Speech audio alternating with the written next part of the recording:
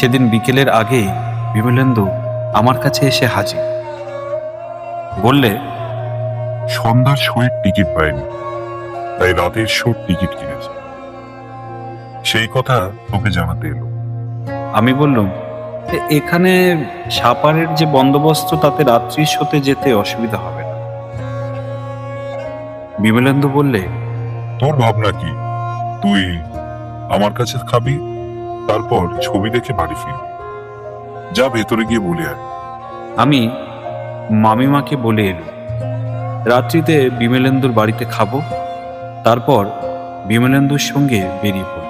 ওর বাড়ির গলিতে ঢুকে মনে হলো শনিবার বিকেলের পক্ষে বড় নির্জন মনে হচ্ছে। বিমলেন্দুকে জিজ্ঞাসা করলো, ও বললে, আমার বাসায় সামনাসামনি যে ভদ্রলোক থাকতেন তিনি রাত্রিতে মারা গেছেন। তিনি পাড়ার একজন চাই ছিলেন। তারপর রাত্রি 8:30টার সময় খাওয়া দাওয়া করে 9টার শো দেখতে গেল কর্নওয়ালিস থিয়েটার। শো ভাঙতে 11:45 বেজে গেল। রাস্তায় নেমে বিমলেন্দু বললে, এরপর এরপর কি হলো জানতে চান? তাহলে সাবস্ক্রাইব করুন ডাক টিকিটের ইউটিউব চ্যানেল।